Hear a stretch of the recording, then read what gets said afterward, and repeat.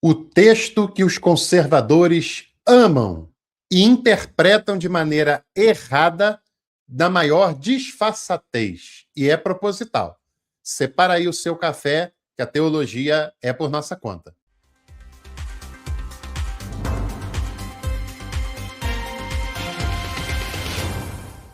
Seja bem-vindo, seja bem-vinda ao Dr. Jansen Racco Café com Teologia. Não se esqueça de se inscrever por aqui. É rápido, gratuito e é muito necessário para que você continue acompanhando o conteúdo do único canal de teologia não confessional que você vai encontrar aqui no YouTube. Aqui nós temos independência e coragem para falar o que a grande maioria não fala, porque está alinhado à instituição religiosa e lhe deve favorecimentos, né?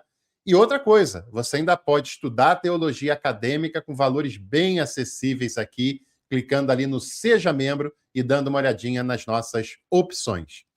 Pessoal, nós temos falado aqui nos textos polêmicos da Bíblia, né?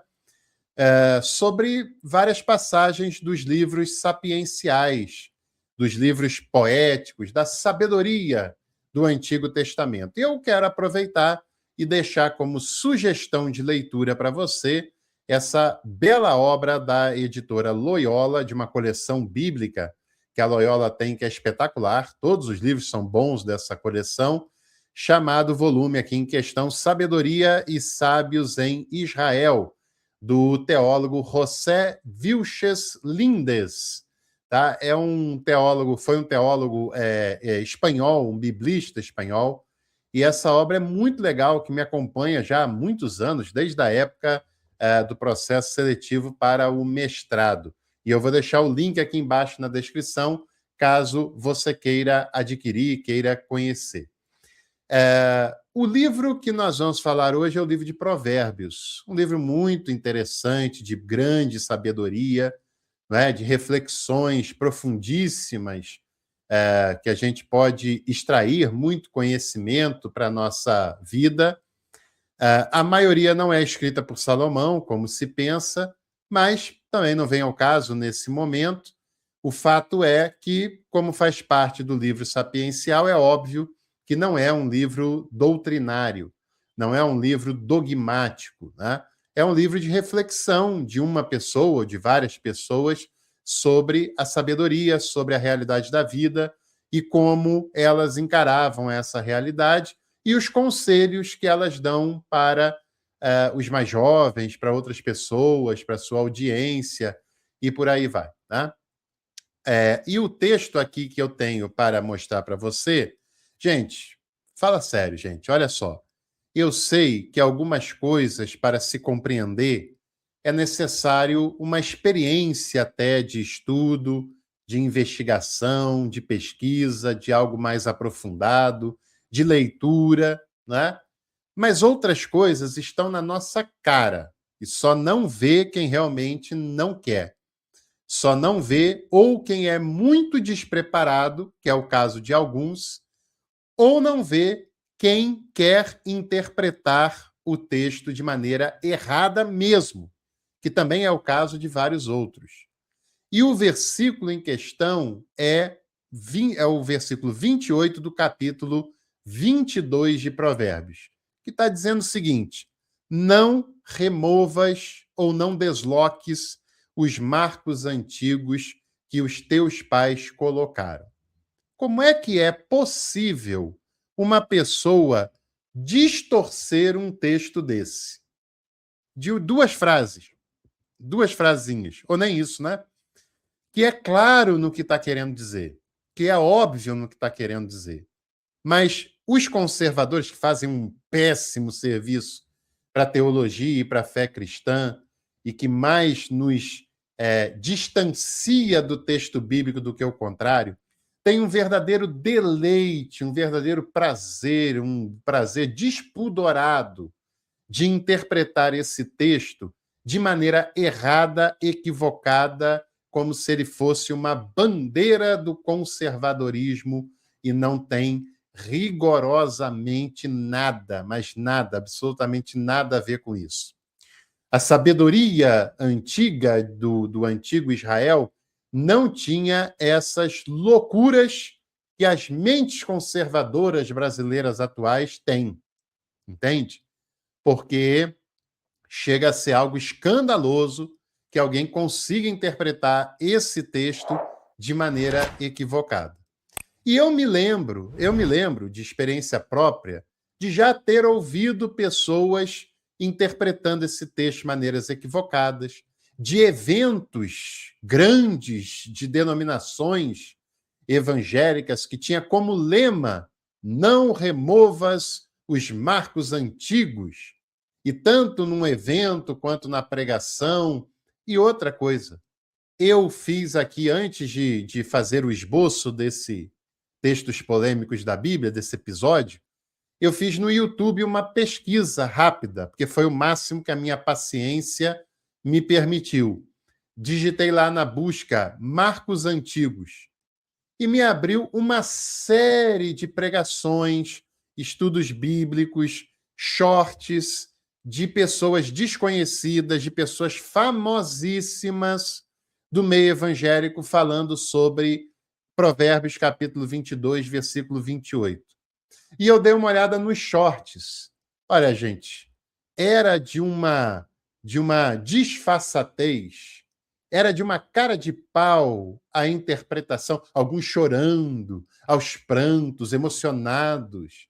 E sempre, em todos os casos que eu vi, pelo menos, não vi tudo, evidentemente, mas em todos os casos que eu vi, na pesquisa no YouTube, na minha lembrança do que eu já tinha visto antes, a interpretação é: esse texto é um texto que apela para o conservadorismo. É necessário manter as tradições, é necessário continuar tomando a bênção do pai, a bênção da mãe, beijando a mão do avô, da avó. E eu não tenho nada contra que você tome a bênção do seu pai, da sua mãe, não é isso que está em questão, né? E muitas vezes essa pregação fala de princípios que foram deixados pelos seus pais, pelos pastores que passaram pela sua vida, pelos fundadores da igreja. Sempre se lembra com muita ênfase, com muita alegria dos fundadores, das origens da sua denominação. Lá atrás diziam-se isso, a igreja começou por causa disso, daquilo, e os primeiros líderes fizeram isso, e nós não podemos sair disso. Olha, gente, é inacreditável que as pessoas sejam capazes de gerar esse tipo de interpretação de um texto que é tão óbvio, de um texto que é tão claro, de um texto que é tão evidente. Esse texto não está falando de princípios, não está falando de obediência ao pai, à mãe, pelo menos não nesse sentido, de tomar a bênção do pai, mesmo que eu não tenha nada contra, mas não é disso que o texto fala. O texto não está nem pensando em denominação, instituição religiosa, igreja, pastor, fundador de qualquer coisa que seja. Não tem nada a ver com isso. Nada a ver com isso. Esse texto não é um apelo ao conservadorismo. Esse texto é um apelo à dignidade, é um apelo à seriedade, à correção, né? É um apelo ao bom caráter das relações entre pessoas. É isso. O texto simplesmente está ensinando você a não roubar, a não ser pilantra, a não ser picareta, a não ser mau caráter e não roubar as coisas que não te pertencem. Gente, para pensar, gente. Para pensar. O que são marcos? Não é nome de pessoa aqui, né? O que são marcos? O que te lembra quando você fala de marco? Você não lembra de terreno? Esses dias eu separei esse texto porque eu estava caminhando próximo da minha casa e passei em frente a um terreno e tinha marcos no chão daquele terreno. E me lembrei disso. Você nunca viu um terreno com um marco delimitando onde começa e onde termina um terreno? Você nunca viu isso? Você não sabia que os terrenos são delimitados desta maneira? Coloca-se lá um marco, ou vários marcos, né, dependendo do tamanho do terreno, mostrando até onde vai o terreno da sua propriedade e dali por diante, ou é rua, ou é público, como foi o caso que eu me deparei esses dias, ou é o caso de começar o terreno do seu vizinho. Entende? O marco, então, separa o que é seu, propriedade privada, do que é público, do que é a rua, ou então o marco separa duas propriedades privadas, até onde vai o seu terreno e onde começa o terreno do seu vizinho. Até hoje se usam marcos para delimitar um terreno, gente. Nem é tão difícil de você encontrar isso.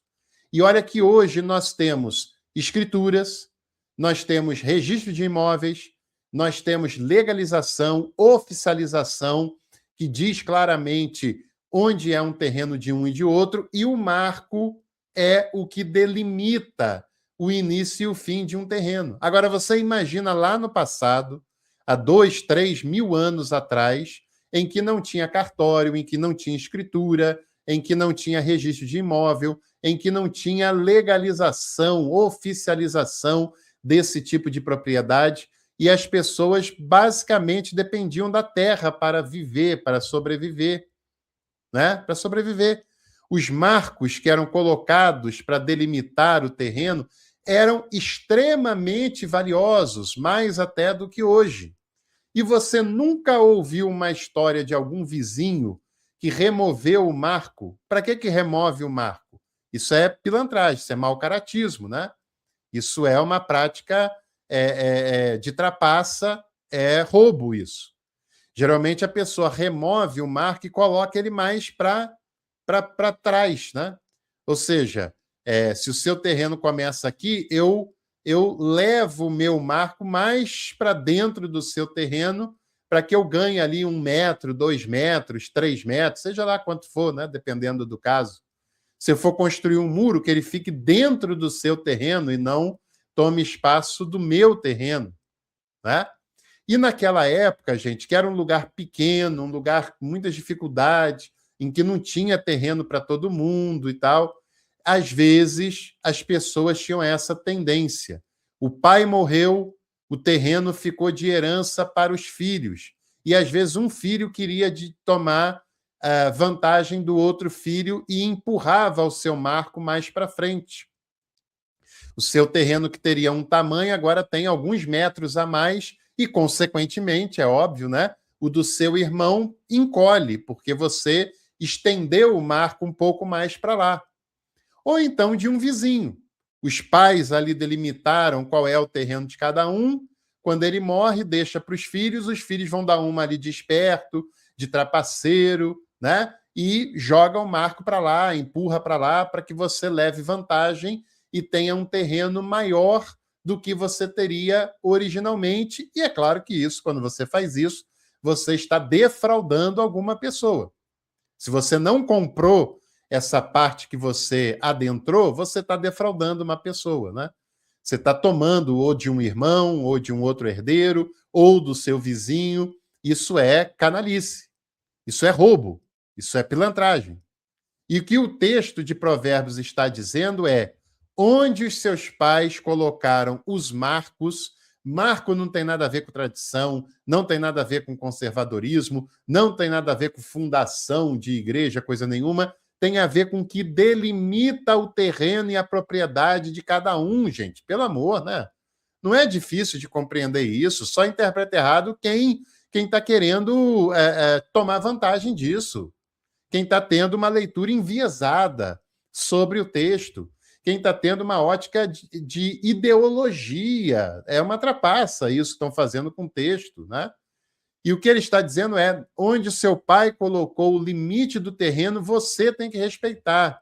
Não remove dali, não bota mais para frente, porque é ali que vai o seu terreno, é até ali que vai a sua propriedade, até onde você tem direito. Passou disso, não te pertence mais.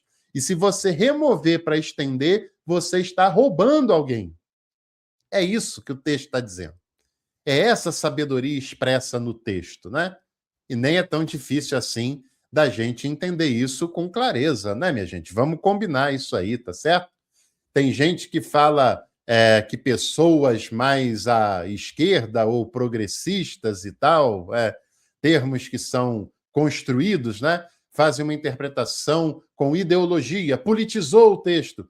Mas e quando um cara que se diz preparado, na maior cara de pau, pega um texto tão óbvio quanto esse e transforma numa bandeira do conservadorismo? Isso é o que ele está fazendo? Essa distorção se chama como? Fala sério, porque esse daqui nem dá para enganar, é só ter um pouquinho mais de intenção, de atenção, que a gente percebe do que o texto está dizendo. E se você gostou desse vídeo, não vai se esquecer de se inscrever aqui, de dar aquele like, aquela curtida, que é bem legal.